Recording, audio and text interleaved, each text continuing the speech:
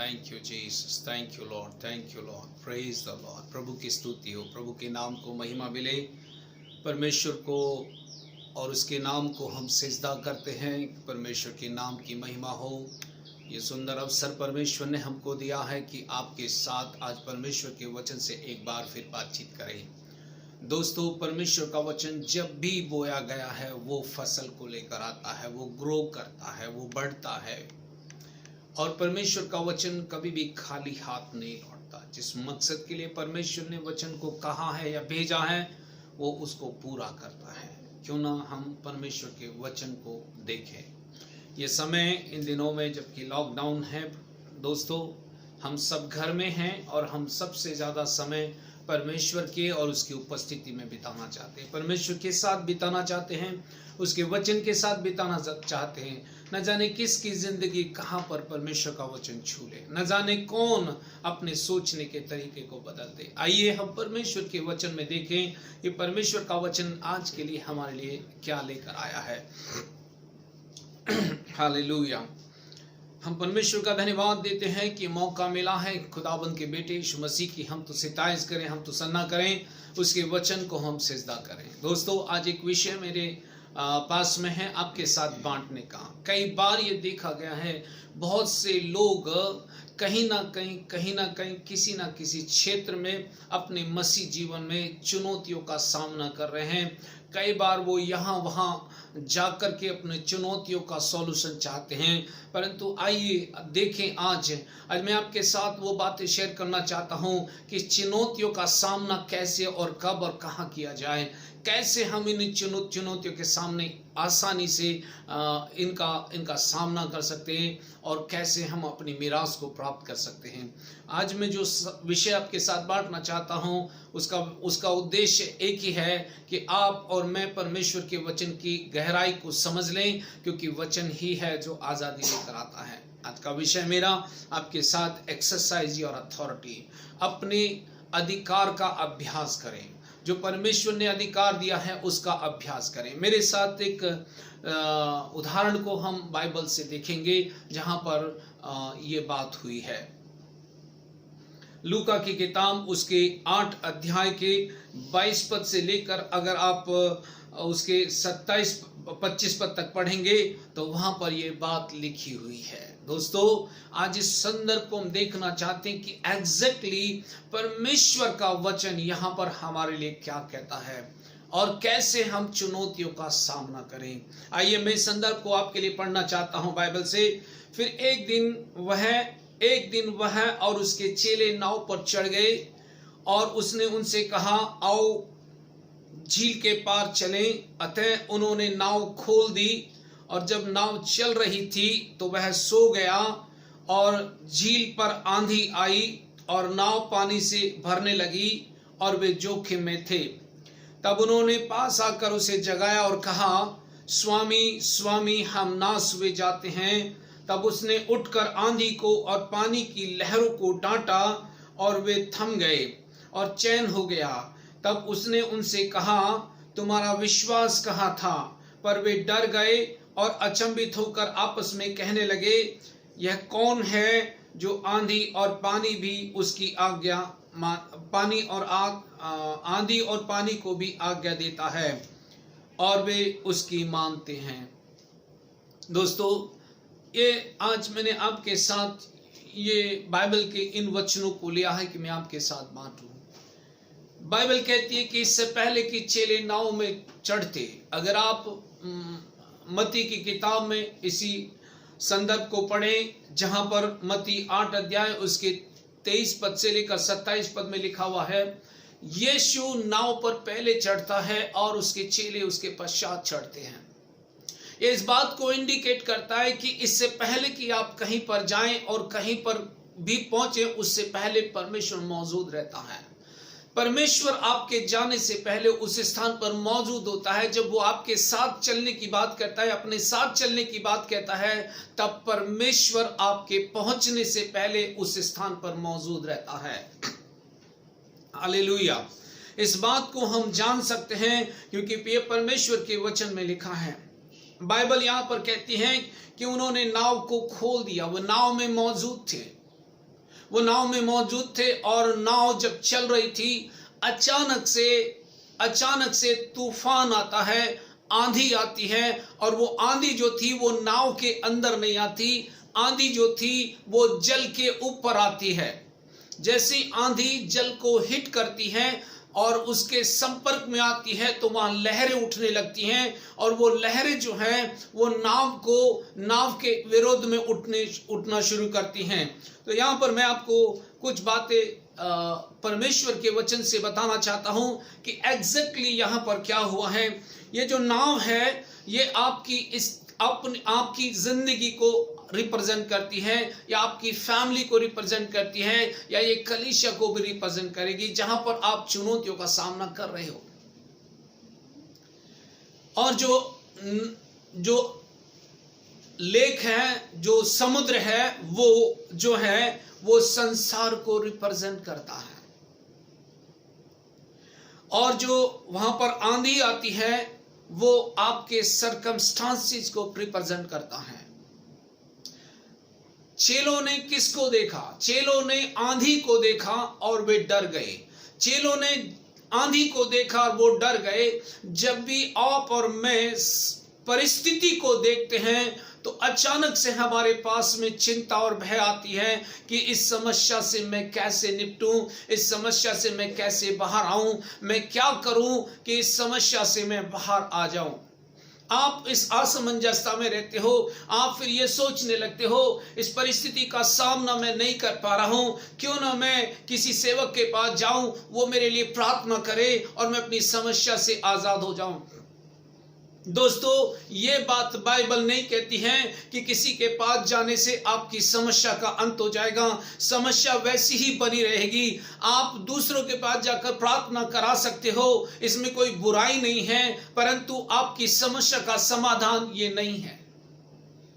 ध्यान दीजिए, यहां पर चेलों ने आंधी को देखा, चेलों ने सर्कमस्टांसेस को देखा। आप अगर आज अपनी जिंदगी में उन चुनौतियों को देख रहे हो, जो चुनौतियां आप अपने जीवन में देख रहे हो, महसूस कर रहे हो, या आपके जीवन में वो चुनौतियां बनी हुई हैं, तो आपके अंदर चिंता का विषय बना हुआ है, आपके अंदर भय का विषय बना हुआ है कि मैं कैसे इस परिस्थिति से बाहर आऊं, परमेश्वर क्यों मेरी प्रार्थना को नहीं सुनता, क्यों, मैं क्या करूं कि मैं इन परिस्थितियों से बाहर आ जाऊं।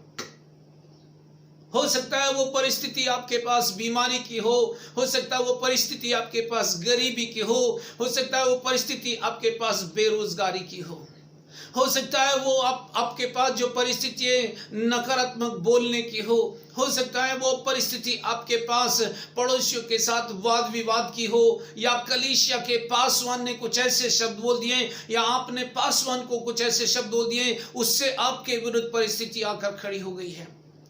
जो कुछ भी परिस्थिति आपके पास क्यों ना हो, आइए उसका समाधान परमेश्वर के वचन से देखें।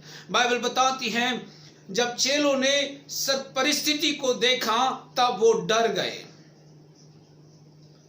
वो डर गए क्योंकि उन्होंने अपना फोकस जो था वो यीशु मसीह से हटाकर परिस्थिति पर रख दिया। जैसे ही आपका फोकस आपकी परिस्थिति पर केंद्रित हो जाएगा, आपको डर घेर लेगा, आपको चिंताएं सताना शुरू कर देंगी, क्योंकि परिस्थिति पर मन लगाने से आपकी परिस्थिति में कोई भी परिवर्तन होने वाला नहीं है।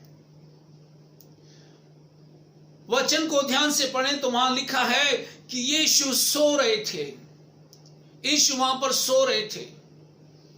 उन्होंने उस आंधी को देखा, उन्होंने उस तूफान को देखा, उन्होंने उस परिस्थिति को देखा, जिसको देखने के बाद वो भयभीत हो गए। मैं आपसे कुछ कहना चाहता हूं मेरे दोस्तों, जब भी आप सर्कमस्टांसेस को देखते हैं, आप अपनी रिस्पॉन्सिबिलिटी को इनकार करते हैं, आप अपनी रिस्पॉन्सिबिलिटी को, अपनी जिम्मेदारी को आप नजरअंदाज कर देते हैं, क्योंकि जब सर्कमस्टांसेस आए तब आपने अपने अधिकार का इस्तेमाल नहीं किया। यही कारण था आपके पास डर आ गया, और डर ने आपके मन को विचलित कर दिया, आपके हृदय को अविश्वास में लेकर गया, क्योंकि डर जो है वो आपको विश्वास में चलने नहीं देगा। हालेलुया। आपने अनुमति दी डर को। अगर आप उस चुनौती के सामने खड़े हो जाते और कुछ कहते जो परमेश्वर के वचन में लिखा है, तो वो चुनौतियां वहीं पर एंड अप हो जाती थी। आइए मैं इस बात को आपको इसी वचन से बताऊं। यीशु मसीह सो रहा था।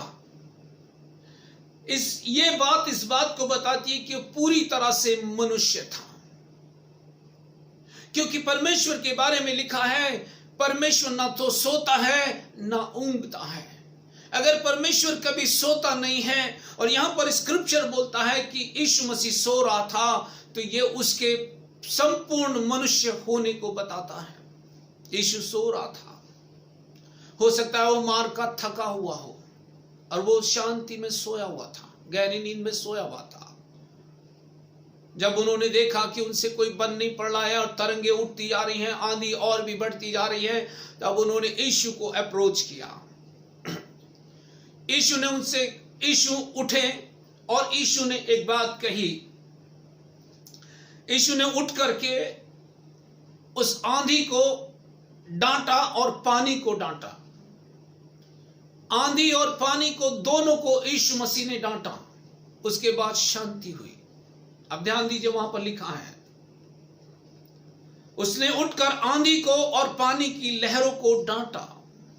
उसने केवल आंधी को नहीं डांटा, उसने दोनों को डांटा। यीशु ने कहा शांत रह। यीशु ने कहा शांत रह, तो वो शांत हो गया। ये किस बात को बताता है दोस्तों?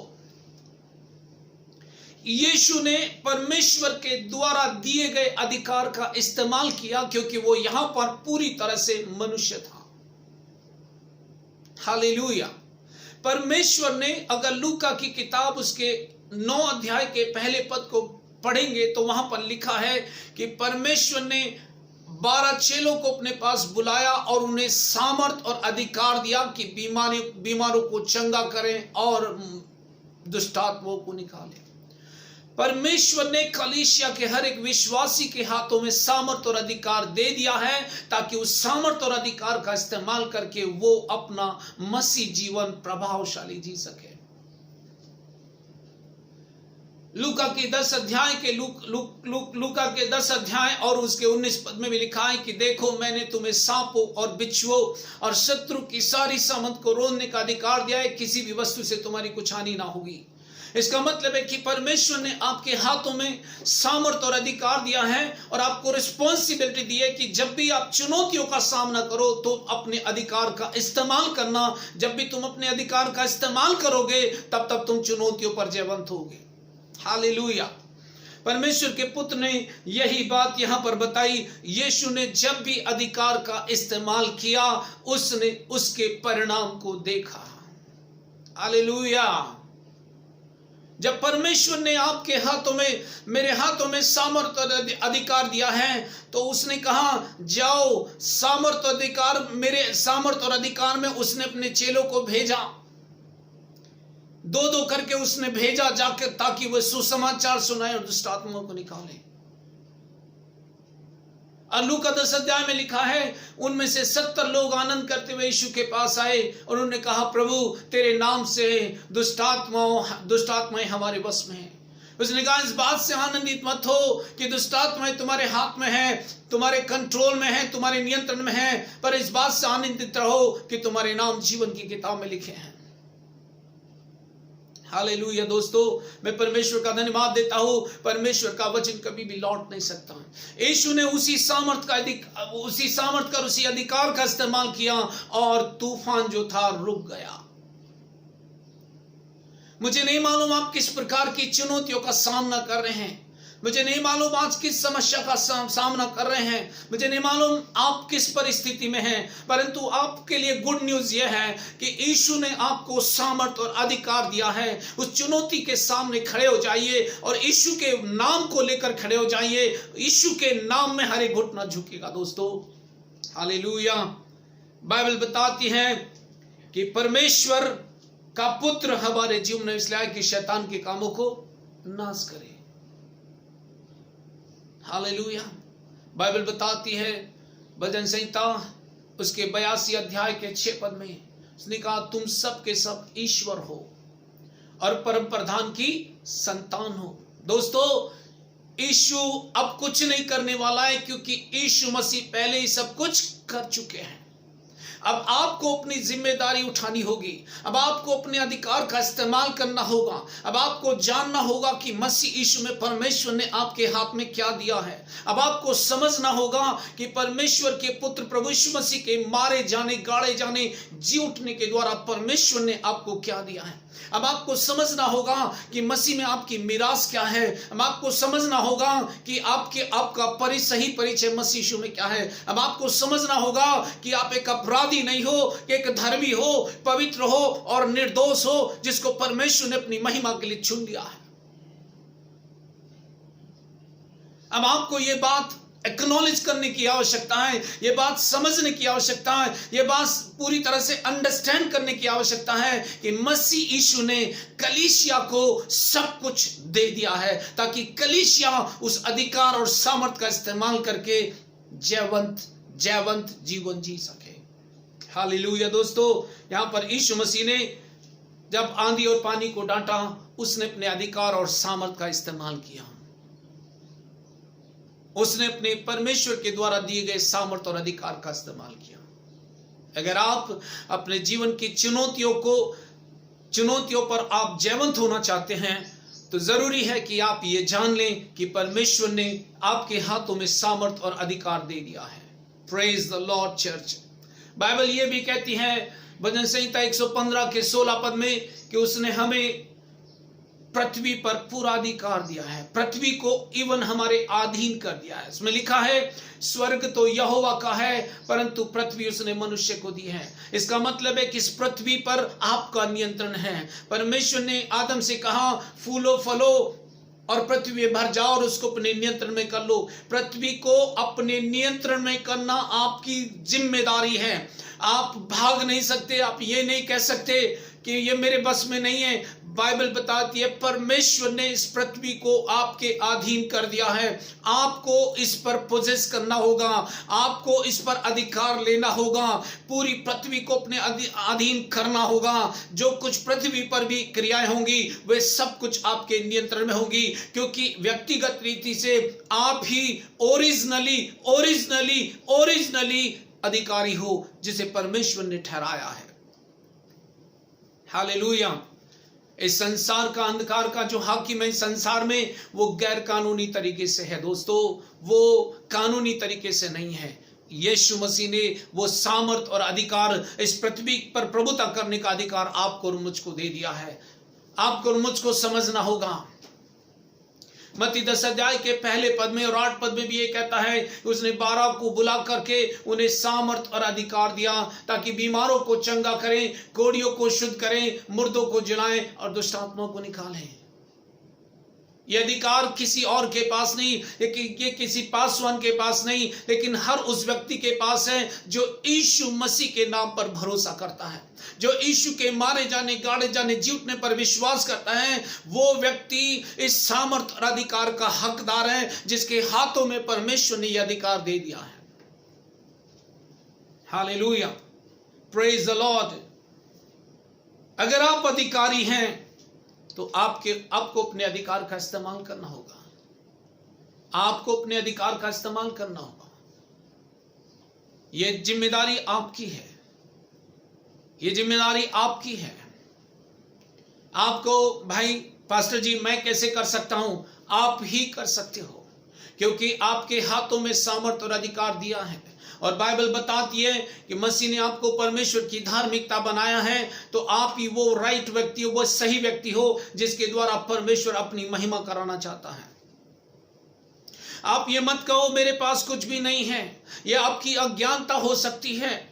आप ये मत कहोगे मैं कुछ नहीं कर सकता, ये आपके विचार हो सकते हैं। पर बाइबल कहती है कि आपको उसने बुलाया है, नाम लेकर बुलाया है, आपको चुना है, उसने अलग कर लिया है, ताकि आपके द्वारा सारे संसार को ये बताए कि मैं तुम्हारा परमेश्वर हूं।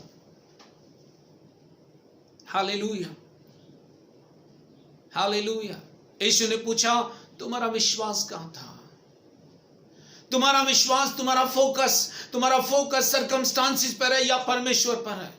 चेले तब डरे जब उनका फोकस जो था वो विंड पर आ गया, वो आंधी पर आ गया, वो लहरों पर आ गया। जब उन्होंने अपना विश्वास यीशु पर रखा, यीशु ने तुरंत उनको प्रत्युत्तर दिया और तुरंत उस आंधी और पानी को डांटा।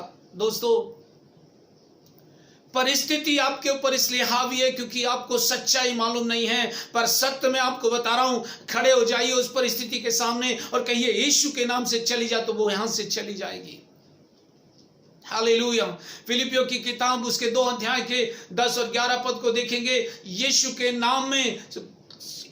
नाम में हर कोई घुटना टेकेगा, चाहे वो पृथ्वी का हो, चाहे वो स्वर्ग का हो, चाहे वो पृथ्वी के नीचे का हो, हर व्यक्ति यीशु के नाम में रेस्पॉन्ड करेगा। अगर आपने यीशु के नाम में कुछ बोला है तो वो होगा ही, क्योंकि यीशु के नाम का कोई भी इनकार नहीं कर सकता। यीशु के नाम में हर एक घुटना झुकेगा। अगर आपने कहा, चाहे पृथ्वी भी रिस्पॉन्ड करेगी, स्वर्ग भी रिस्पॉन्ड करेगा, जो स्वर्ग के नीचे वे भी रिस्पॉन्ड करेंगे, क्योंकि आपने यीशु के नाम का उच्चारण किया है और यीशु का नाम सब नामों के ऊपर सर्वश्रेष्ठ है। हालेलुया। दोस्तों, सरप्राइज मत होइए, मैं कोई नई डॉक्ट्रिन आपके साथ नहीं बांट रहा हूं, मैं वो वचन बांट रहा हूं जिसने मुझे शिक्षित किया है। मैं अपनी समझ के आधार पर जो चीजें मुझे समझ आ गई मैं उसके आधार पर आपको बोल रहा हूं।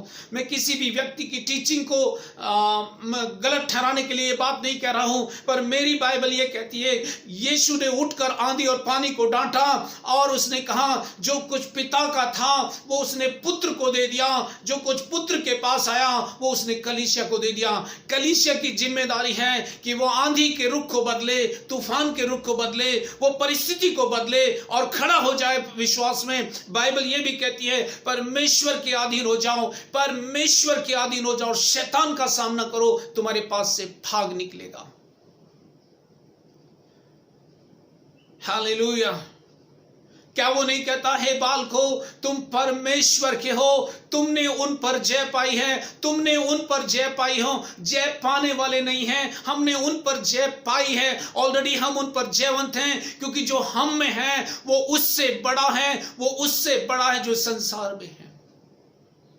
ये तो परमेश्वर का वचन है। दोस्तों, उसी ने कहा कि मैंने तुम्हें अंधकार के वश से छुड़ाकर अपने प्रिय पुत्र के राज्य में प्रवेश करा दिया है। अगर आप परमेश्वर के राज्य में हो तो शत्रु को यह परमिशन नहीं है कि परमेश्वर के राज्य में प्रवेश करे,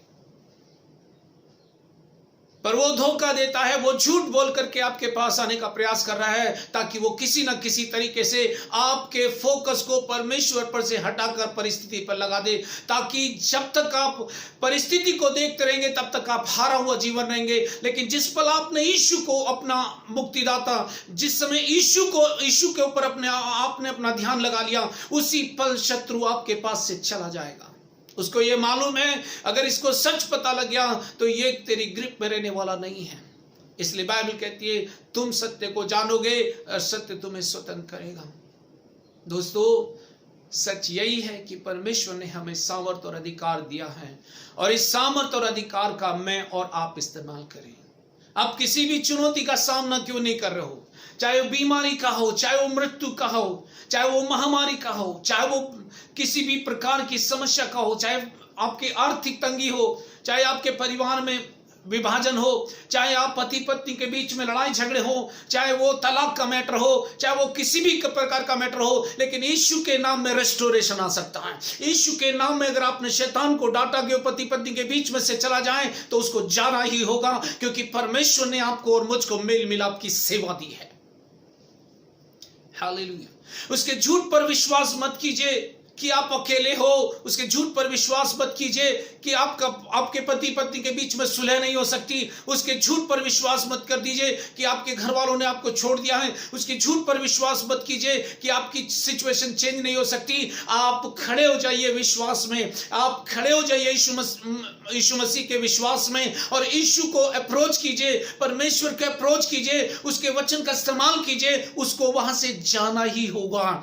उसके पास कोई दूसरी कोई दूसरी चॉइस नहीं है, उसको जाना ही होगा। हर पति पत्नी के बीच में से छोड़कर उसे जाना ही होगा, क्योंकि परमेश्वर का वचन कहता है कि परमेश्वर ने मुझे और आपको मेल मिलाप की सेवा दी है, और उसने मेल मिलाप का वचन आपको और मुझको सौंप दिया है। जब भी मेल मिलाप का वचन सौंपा जाएगा, विभाजन की दीवार गिर जाएगी, विभाजन की सोच गिर जाएगी, विभाजन के कड़वाहट गिर जाएगी, विभाजन के द्वारा आई हर वस्तु गिर जाएगी, क्योंकि आपने मेल मिलाप का बीज बो दिया है। और जो कुछ आपने कहा है वो हो जाएगा, क्योंकि आपने यीशु के नाम में कहा है। आपने किसी पासवान के नाम में नहीं, आपने मेरे नाम में नहीं, आपने अपने नाम में नहीं, पर यीशु के नाम में कहा है। और जो कुछ आपने यीशु के नाम में कहा है वो होगा ही, वो होगा ही। उसे रिस्पोंड करना पड़ेगा, उसके पास कोई दूसरी चॉइस नहीं दोस्तों। हालेलुया। परमेश्वर का वचन खाली हाथ नहीं लौटता। परमेश्वर का वचन सामर्थ से भरा है। परमेश्वर का वचन परमेश्वर के एग्रीमेंट से भरा हुआ है। परमेश्वर का वचन आपके सॉल्यूशन को लिए हुए है। खड़े हो जाइए और चुनौती को कह दीजिए यहां से चली जाए यीशु के नाम से। जो उस विभाजन को कह दीजिए आपके घर से चला जाए, उस वाद विवाद को कह दीजिए आपके घर से चला जाए, वो चला जाएगा। क्योंकि अभी तक आपने कुछ कहा नहीं है, कह दीजिए उसको जाना ही होगा। हालेलुया। अगर आपके बच्चे फेल हो रहे हैं तो कह दीजिए फेलियरनेस को चली जाए यहां से यीशु के नाम से। अगर आपके बच्चों का विवाह समय पर नहीं हो रहा, कह दीजिए मेरे बच्चे के विवाह को रोकने वाली दुष्ट आत्माएं चली जाएं, वो चली जाएंगी यीशु के नाम से। यीशु ने उठकर क्या किया? यीशु ने उठकर क्या किया? ध्यान दीजिए इस पर। यीशु ने उठकर कहा शांत हो जा, तो शांत हो गया। आप कह दीजिए, वो आपकी बात को मानेगा, क्योंकि यीशु ने अपना सामर्थ्य और अधिकार आपको दे दिया है। हालेलुया। इसका मतलब है अथॉरिटी जो है वो आपके पास है, और यह अथॉरिटी आपकी नहीं है, परमेश्वर ने आपको दी है, ताकि आप इसके द्वारा परमेश्वर के पुत्र की महिमा करो। आज का संदेश आपके लिए है मेरे भाई, आपके लिए मेरी बहन। जहां से भी आप सुन रहे हो, इस परिस्थिति से उठकर बाहर आ जाओ। उस शरीर के अंग को जो तकलीफ दे रहा है, कमांड करो, यीशु के नाम से कह दो, मेरे शरीर मैं तुझे यीशु के नाम से आदेश देती हूँ, हील हो जा। वो हील हो जाएगा। अगर आपको दुष्टात्मा परेशान कर रही है, उस दुष्टात्मा से कह दीजिए यीशु के नाम से यहां से चले जाओ, तुम्हारा कोई क्लेम मेरे ऊपर नहीं है, तो उसको जाना ही होगा दोस्तों। आइए, ये मौका है आपके पास में। आप जिस भी चुनौती का सामना करें, उस चुनौती के सामने खड़े हो जाइए यीशु के नाम से, और उसे कह दीजिए यहां से चले जाओ, यहां से चले जाओ, और मेरे पास फिर दोबारा मत आना। आप वो चला जाएगा और दोबारा आपके पास नहीं आएगा।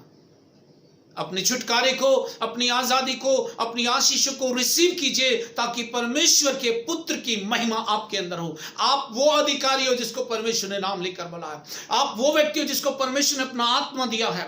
आप वो व्यक्ति हो जिस आत्मा ने मसीह को मरे हुए से जिलाया, वो आपके अंदर बसा है। आप वो व्यक्ति हो जिसको परमेश्वर ने अभिषेक किया है, और अभिषेक जुए तोड़ता है। आप वो व्यक्ति हो जो परमेश्वर के घराने में अडॉप्ट कर लिए गए हो। आप वो व्यक्ति हो जिसके साथ परमेश्वर बातचीत करता है। आप वो व्यक्ति हो जो परमेश्वर के साथ एक आत्मा हो गए हो। आप वो व्यक्ति हो जो आपका शरीर पवित्र आत्मा का मंदिर है। आप वो व्यक्ति हो जो परमेश्वर के द्वारा अधिकारी करके नियुक्त किए गए हो, ताकि संसार को चेंज कर दो। मैं आपसे कहना चाहता हूं दोस्तों, मैं आपसे कहना चाहता हूं मेरे मित्रों, मेरे भाइयों बहनों, मैं आपसे कहना चाहता हूं कि आप हिस्ट्री मेकर हो। आप वर्ल्ड को चेंज करने वाले हो, और वर्ल्ड को चेंज करने वाली सामर्थ आपके अंदर है। क्योंकि जो तुम्हारे अंदर है, जो आपके अंदर है, जो मेरे अंदर है, वो उससे बड़ा है, वो उससे बड़ा है जो इस संसार में है। आइए, परमेश्वर के वचन को लेकर खड़े हो जाइए। परमेश्वर के वचन को बोलना शुरू कीजिए।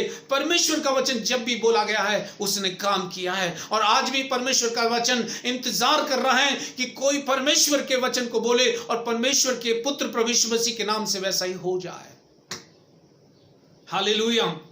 वो आंधी और तूफान दोनों थम गए थे। आपके जीवन में भी वो परिस्थिति छोड़कर चली जाएगी, जिस परिस्थिति को आप कहते हो यहां से यीशु के नाम से चले जाओ और फिर कभी वापस ना आना, वैसा ही हो जाएगा। हालेलुया।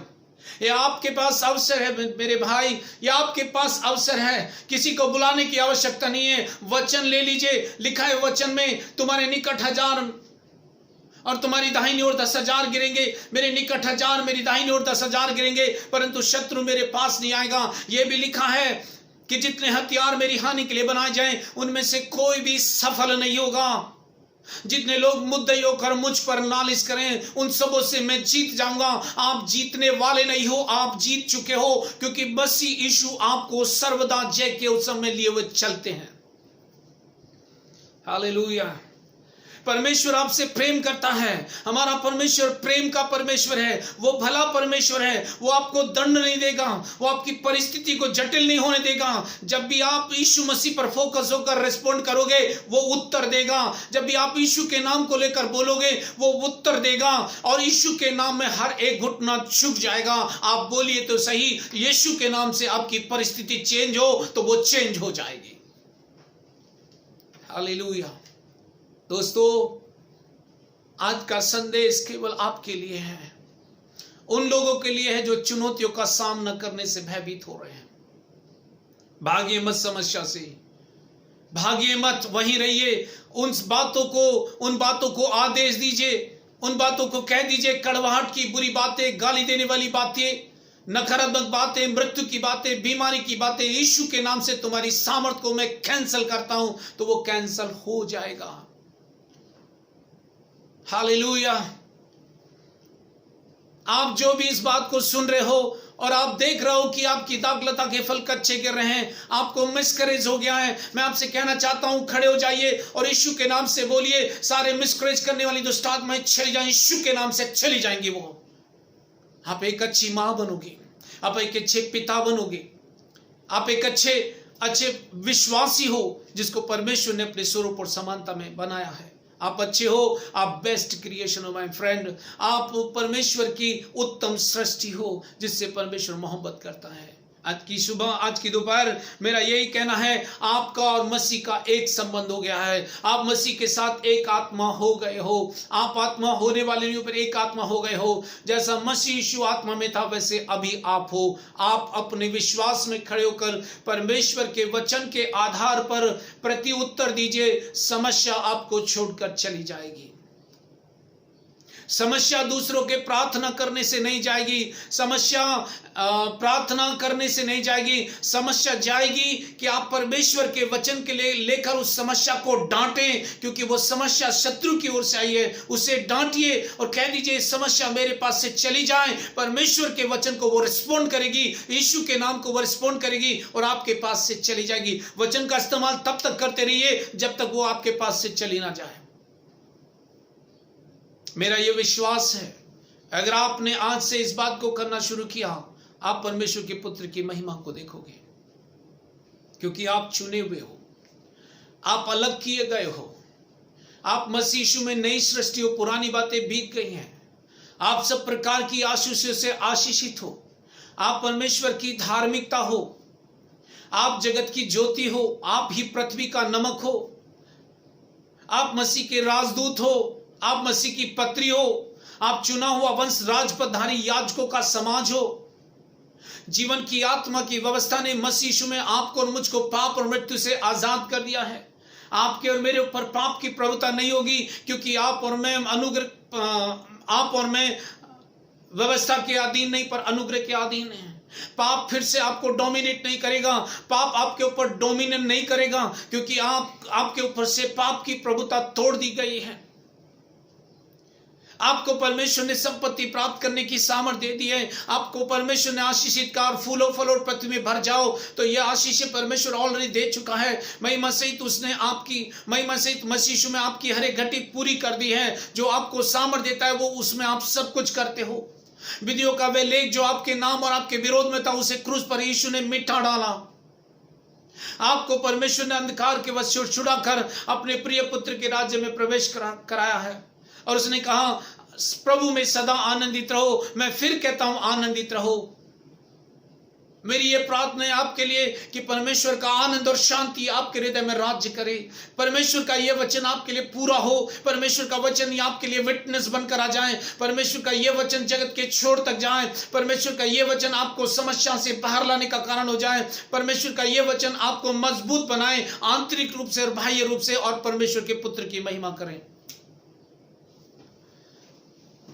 मैं यीशु मसीह में आपको आशीष देता हूं। इस वचन के द्वारा मेरा परमेश्वर आपको भीतरी रूप से, बाह्य रूप से, मानसिक रूप से यीशु के नाम से आजाद करे। जो विचार आपको, आपके थॉट को डोमिनेट कर रहे हैं, I cancel it in the name of Jesus. जो बातें आपको बांध कर रखे, मैं यीशु के नाम से उस बंधुआई को कैंसिल करता हूं। अकेलेपन की बातों को कैंसिल करता हूं। तिरस्कार की बातों को कैंसिल करता हूं। धोखा देने वाली बातों को कैंसिल करता हूं। झूठ बोलने वाली बातों को कैंसिल करता हूं। धोखा देने वाली बातों को कैंसिल करता हूं। विभाजन की बातों को कैंसिल करता हूं। पति पत्नी के बीच में कलेश और विद्रोह को मैं कैंसिल करता हूं। गरीबी को मैं कैंसिल करता हूं। बेरोजगारी को मैं कैंसिल करता हूं। कर्ज को मैं यीशु के नाम से कैंसिल करता हूं। ये बातें यीशु के नाम से हो जाएं। लेट सारी प्रॉस्पेरिटी, सारी संपन्नता मसीह यीशु के नाम में, मसीह यीशु के नाम में आपके पास ये संपन्नता आ जाए। मसीह के मारे जाने, गाड़े जाने, झूठने के द्वारा जितनी भी आशीषें परमेश्वर ने गलतियों 3:14 के अनुसार दे दिए, मैं आपके जीवन में रिलीज करता हूं। ये आशीषें अभी इसी समय आपके जीवन में आ जाए। प्रभु धन्यवाद इन बातों के लिए। आपने आपने परमेश्वर के वचन को सुना, ये वचन आपको आशीषित करे। जो लोग इस वचन को अपने जीवन में ले लें, उनका जीवन तब्दील हो जाए। प्रभु धन्यवाद इन वचनों के लिए। मैं आपको आशीष देता हूं। आपने इस वचन को सुना, धन्यवाद। मुझे मौका दिया कि मैं आपके साथ बातचीत कर सकूं। प्रभु यीशु के नाम को इस वचन के द्वारा महिमा मिले, यीशु के नाम से, आमीन।